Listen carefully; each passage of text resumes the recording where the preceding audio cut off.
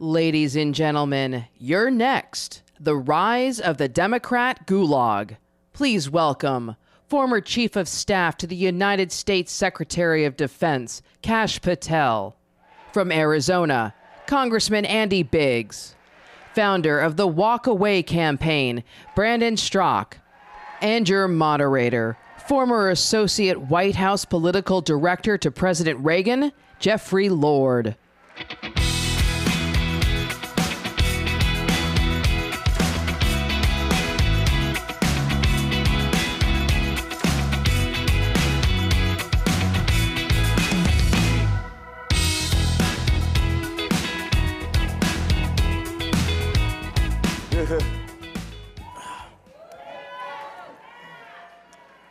Welcome, CPAC. My pronouns are Reagan and Trump.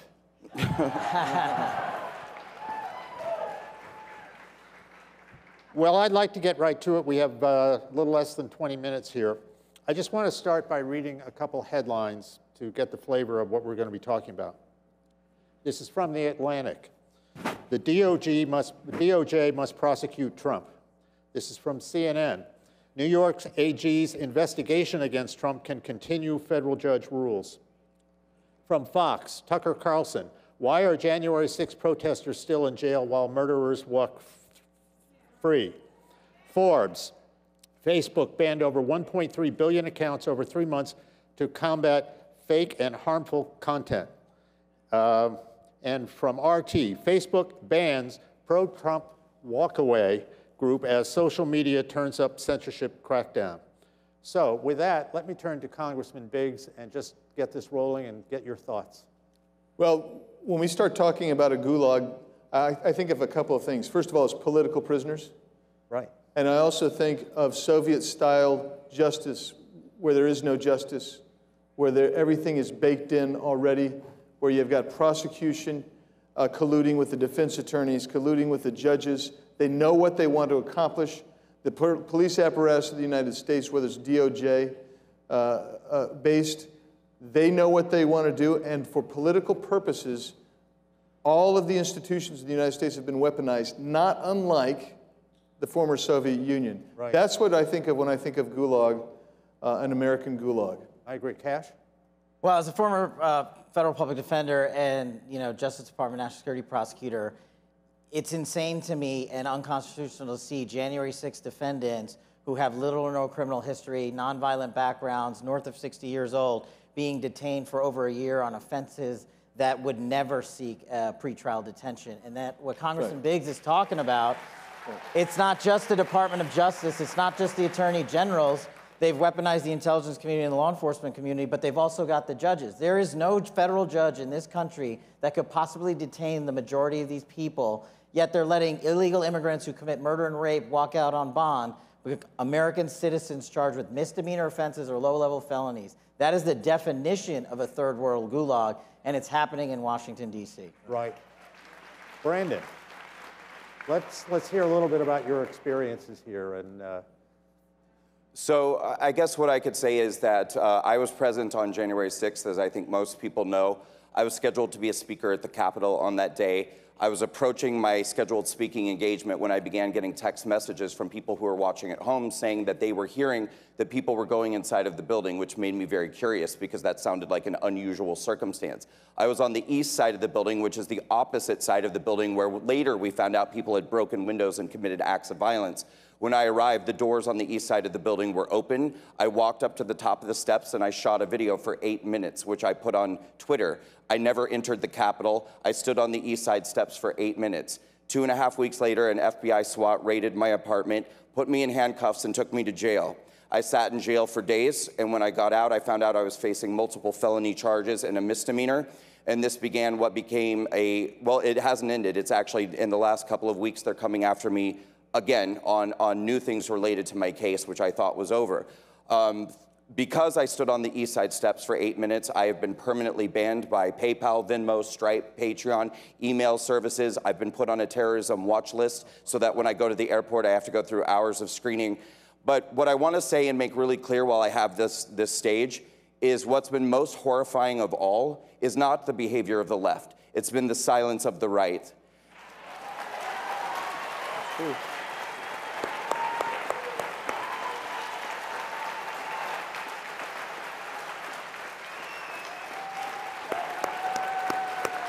And I'd like to finish my point.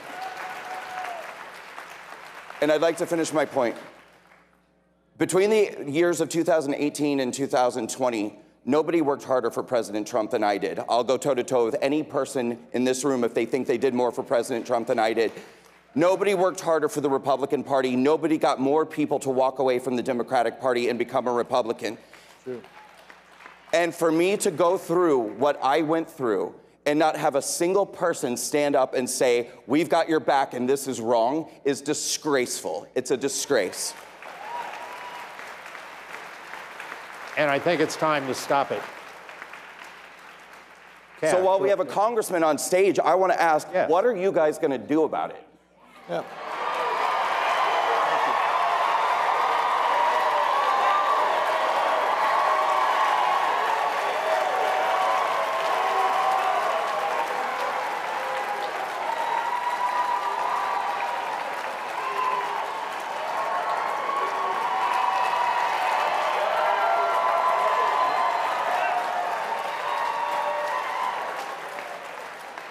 Because you can come out here and repeat the talking points all you want, but that doesn't change a thing. And if you can even name the names of 5 people sitting in the DC prison right now, I'll write you a check for $10,000.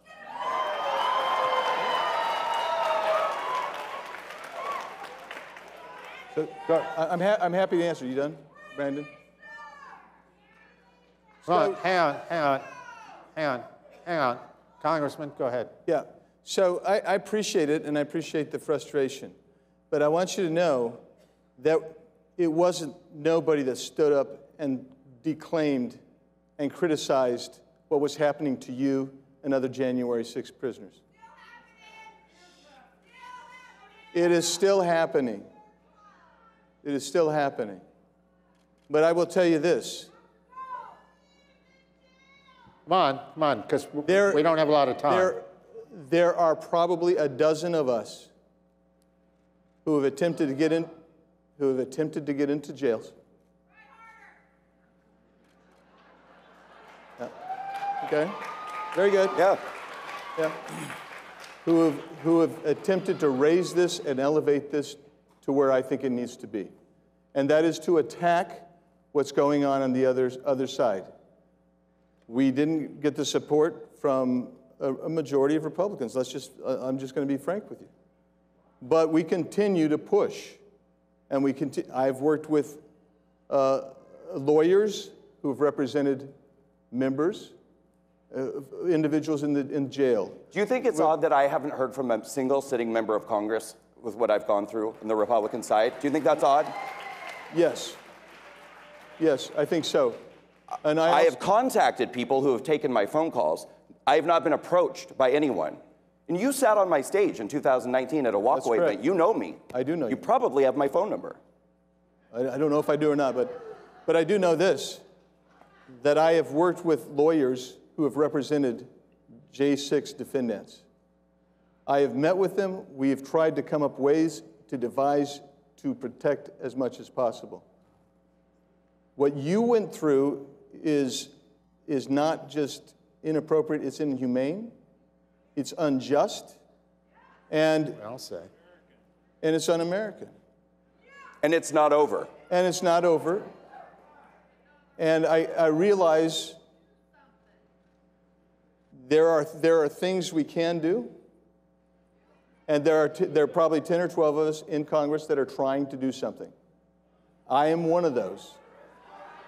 And wait, hang on a second. Hang on. Hey, Look, come on. That doesn't help anyone. So just because they're in, and I know Congressman Andy Biggs and a couple other guys that have been fighting in Congress, just because they get drowned out by other people who fail to act on January 6 defendants' behalf doesn't mean that people aren't fighting for them quietly or getting drowned out in the media. I've seen what he's done. People have stood up foundations. They've tried to get in the jails. And as a former federal prosecutor and public defender who actually defended rapists and murderers and narco traffickers and got them bond, Nobody cared, but there is a group that cares. These people are funneling money through foundations to help J6 defendants. I know I'm doing it. We don't do it for the notoriety. And this congressman, along with a few others that I can name, isn't out there trying to claim the media grab for it. And whether or not you personally hear from someone doing something, I think it is dismissive of the people that are doing the work on the front lines. And there are a lot of people doing that work. So I won't stand for anybody who thinks everybody's doing nothing. A lot of people are doing too much of nothing, but there's a few people doing a whole ton of stuff to support the January 6th movement. I was the first one subpoenaed by the January 6th committee. It cost me $200,000. I didn't complain about it. I went there, testified, and have demanded my transcript be public so the world knows what the truth about January 6th. Those are efforts people can also get behind to support January 6th and the truth and all of the J6 defendants. I just want to add to that. There is a reason that 5 of us have been attacked by this January 6th committee. There is a reason that we have been threatened with prosecution, but there's a reason that 5 of us have been attacked. And I'm one of those. And it isn't because I've sat silent, and it isn't because I haven't been fighting. You happen to be the congressman who's sitting across from me right now, so just to be clear, yeah, you're taking the brunt of a lot of my heat right now, but that's because you happen to be here. I wish I could talk to every single one of you right now, today. I wish I had all of you here. Yeah. But let me also say, if you want to be out there fighting for J6 defendants and you want to be out there fighting for the truth and for justice for people, the first logical step to take would be contact people and ask them what they've been through. You guys have no idea what's going on. You don't. You might think that you do, but you don't. It's not normal for people to be facing misdemeanor charges to be committing suicide. That's not normal. 3 January 6 defendants have committed suicide. 2 of them were facing misdemeanor charges. It's not normal for people on first offense misdemeanors to be spending months in federal prison. That's not normal. And I do talk to J6 defendants, people that I've gotten to know since I was arrested, and we all share the exact same torment, which is we expect the left to be terrible. The left's doing what the left does. They're being evil, they're being duplicitous, they're being horrible. But where the hell is our team? Yeah. Where are our people? Because, hold on. Oh, I thought you wanted to respond. Yeah. Because we teach them by how we respond and how we react to things. When they see me getting the hell kicked out of me for 1.5 years and you guys doing nothing, it teaches them that they can do it to them and them and them and them and them. They're next. Right. Because who's going to stand up for you? What?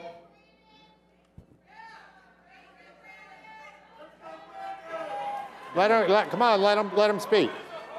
We got a little over 7 minutes left. And I want to encourage everyone here to come to CPAC Central and come to my booth, because we've designed a performance art piece where you can hear the actual stories of real January 6th defendants and what they have been through. We have headsets that you can put on and listen to them tell their stories, because nobody's listening to these people. Come to the walkaway booth at CPAC Central so you can hear for the first time from these people who are suffering.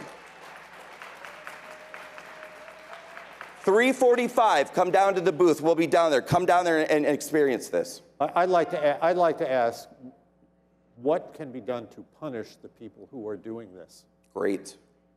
Yeah. So first of all, I appreciate that I'm your piñata today. That's fine. That's fine. But the reality is, there are a dozen of us who have met with families of survivors, of those who have killed themselves, and we have done it sometimes overtly and sometimes quietly. But I appreciate, to some extent, the anger that you're manifesting today. I don't think anybody can understand it, because I haven't lived it. I've lived my own deal, which is nothing compared to you. And I appreciate you sharing your feelings today. Now, having said that, how you punish these people is you get control back of the government. And we don't have control of the government right now. We sit there, I'm in a minority of the minority. We have to get the House back, and we have to get the Senate back. And then we have to bring them in, and we have to, there are things you can do. You can do the Holman Rule. And that's what you do, is you start defunding some of these bad agencies, the FBI, the DOJ. You use the Holman Rule to defund people who have abused their power. You bring impeachment articles against the judges who have violated due process rights in the federal statutes, for instance, on pretrial detention. I'm like Kash. I've gone through a lot of these files. I don't see any basis for pretrial detention. You violated international law by keeping people in solitary confinement for more than 4 weeks. That's torture. And our country has devolved to that. The way you do it is you have to get control of the government. And we don't have control of the government. But what you also have to do, if I could piggyback here, is yes, you have to get control of the government and run righteous oversight investigations like we did Russiagate to expose the biggest criminal conspiracy in U.S. history. It's possible. But what Congressman Biggs is saying, and a few of his colleagues are right, you have to have more than just 10, more than just 20. But with the other piece that you have to do that we've been working on is educate Americans on what actually happened on January 6th, because, you know, just analogize it to the Russiagate situation. Half of America still thinks President Trump is a Russian asset because they watched the fake news media for 5 straight years. January 6th is the next iteration of that from the radical left. What happened was clear as day. Chief of Staff to the United States Department of Defense sitting in the Oval Office where President Trump authorized up to 20,000 National Guard 2 days before January 6th to secure the Capitol perimeter. Nancy Pelosi and Mayor Bowser shut that request down in writing. If you don't believe it, the documents are online for you guys to go see. Why is that critical? Liz Cheney comes out on national TV last week to try her latest piñata effect, and it's working, because everyone is talking about more disinformation from January 6th. She says President Donald Trump, he didn't call you on January 6th, and he didn't order the deployment of the National Guard. That's because it's unconstitutional for the military to be ordered by a president domestically. And she knows that because her father was Secretary of Defense during the '92 LA riots. That Secretary of Defense authorized the National Guard to go to California from a governor's request, and that is how it lawfully works. Too much of America is focused on the fact that they said Donald Trump failed or other leaders failed. We acted for the no-fail national security mission like we always did, whether it was killing al-Qaeda, bringing home hostages, or securing our border. Our border within is just as important, and on that day and the days before, we acted righteously. So that information has to get out to the American public just as much as the information we're talking about with Congressman Biggs and Brandon. I'd like to ask the Congressman one last question, and then I want each of you to take a little time to wrap up your thoughts. Congressman, when, if Republicans take the House, will there be an investigation of the January 6th committee? Yeah, I believe so. And here's where it takes place. It takes either in the Oversight Committee or the Judiciary Committee.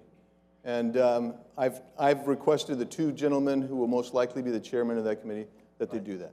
Okay. Brandon, start closing us out. I have one last question, and it's not a mean one. I'm okay with it. When we take back control of Congress in November and we have this investigation, will you promise me in front of all of these people that I will have the opportunity to testify before Congress about what I went through?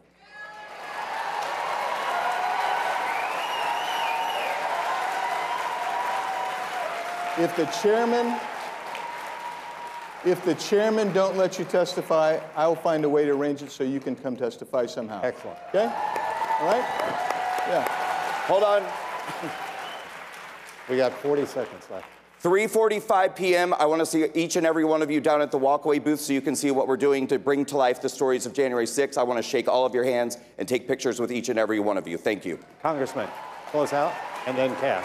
Well, I mean, Brandon has lived the American Gulag. He has. But there are others still in there. And until we solve that problem, and where we're going, we're not going to get this thing solved altogether, and that's the problem. Exactly. I agree, and so there's a lot more work to be done, and we're going to be fighting endlessly. I'll be out there too with my team, Fight with Kash and the Plot Against the King. If you want to learn and teach Americans and our children what happened on Jan 6th, what happened in Russiagate, come see us outside. I'll be talking to each and every one of you and taking all the photographs you want. Thank you very much. Thank you.